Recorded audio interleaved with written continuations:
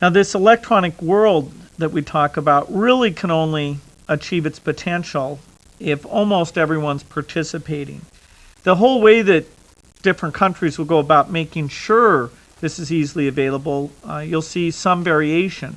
Certainly, I expect that schools will have these tools easily available, that libraries, and that anywhere today that you find a paid telephone or a cash machine, that there will be a more general purpose device that has a screen and lets you tap into this whole world, not only to get messages, but to make reservations, to get information, to see what the latest news is, and that it will be very inexpensive for people to connect up. Advances like the newspaper didn't have to be subsidized because through advertising the price became very, very low. Whereas a few other things like the telephone, many countries did go to some kind of rate subsidization across the population. It's not really known in this case how much advertising can do. I do feel very optimistic, though, that physical access to the machines, the terminals that'll connect you up to this will be broadly available without much cost. Well, in many areas, there's going to have to be a lot of experimentation before we figure out how to take full advantage of what the highway offers. And the classroom is a fantastic example of that. Clearly, with the highway, you can have teachers who specialize in bringing a subject to life, sharing their ideas about how to make a subject engaging with all the other teachers and students throughout the world. The idea of having all the students come together in a group will still be very important for group problem solving, for them to hear things that other students came up with or things that other students were confused about. But there may also be parts where you can go off and explore the learning material individually or in very small groups, say 2 or 3 kids, all in front of a screen, navigating together and deciding where they want to take that learning experience. Being able to track what kids do as they're navigating and have the teacher be aware of that. How far did they get? What questions were they able to answer well? What other topics did they go off into? Where did they kind of pause? And so we need to get the equipment into the schools. We need to get the training into the schools. We need to have incentives for building this rich interactive material that can compete with the TV quality things that all these kids are so used to, and yet be used for learning purposes.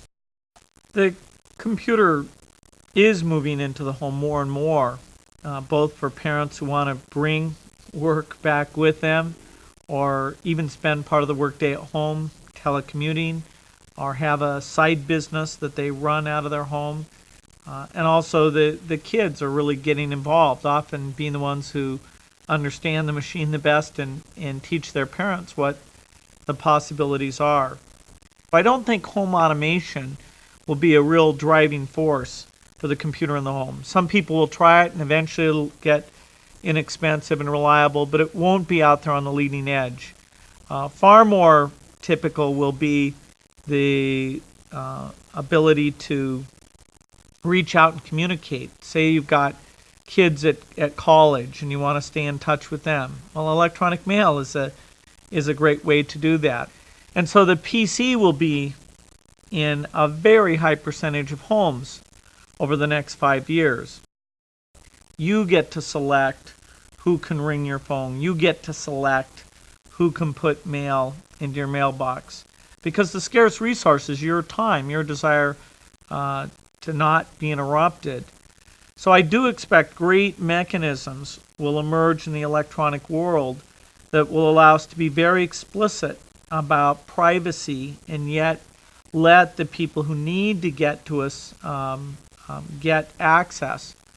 There is a very difficult issue about material that's out on the network that you want to control your children's access to. One aspect that we need to get into this world is that you identify yourself properly to the network, so you can't pretend to be someone else.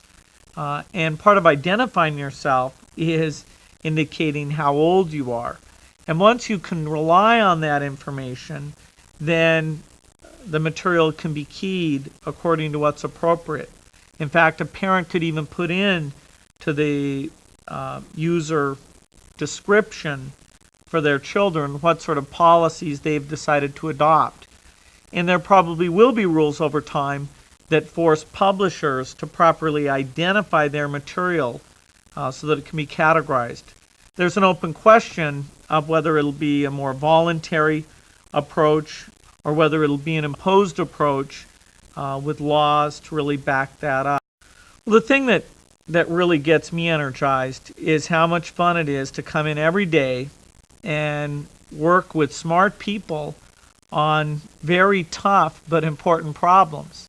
So I'm having a lot of fun. I think my job is probably the best job in the world as we go down this path and month by month make progress and figure out what contribution we can make.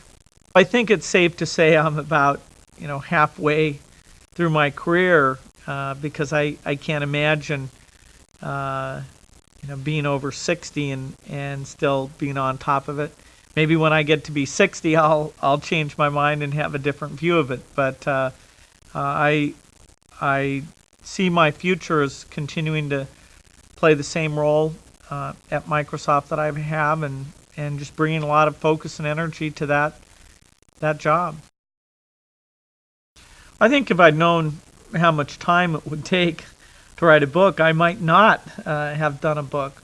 I did think it was a great time to share some thoughts on the potential of the technology and take some of the themes that come up again and again as I talk about the topic, the fears that people have, the dreams that people have, and share those to widen the debate and really make my contribution to what should be a very broad discussion about the future.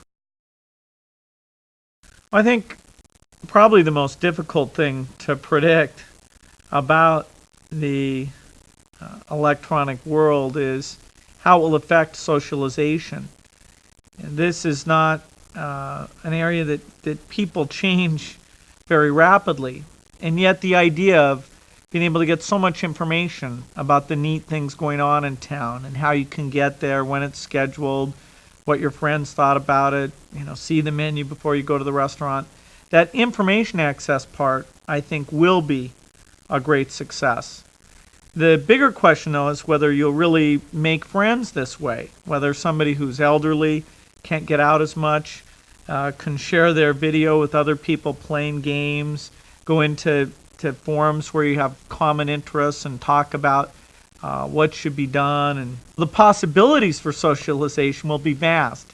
And it may be that it's really the young generation growing up with these tools right now that will take this to its fullest potential, and that my generation or people older will always hold back and think of it primarily as an information tool. Well, coming up with a simple explanation for the kind of success that I've been privileged to be part of working at Microsoft is very difficult. Certainly there's many elements to it. The vision of the company coming right when the microprocessor was coming into its own, the focus on software and working with partners who could bring in the other elements, the focus on the long term, hiring great people, really working with customers, knowing that we'd be there working with them 10 years later and 20 years later. All of those have come together to build a great success story that's been incredibly fun to be part of. I think the people is probably the thing I'd put at the top. Vision has got to be a big part of it. But so many of these things, really come down to day-to-day execution. If we'd slacked off at any point, then there would have been plenty of people to come in and take our place. And that's certainly the case as we look forward, that we have to continue to obsolete the products, continue to stay in close touch with the customers, continue to hire in great people and stay on top of the technology, or else the phenomena will continue, but we won't have the role in it that we have today.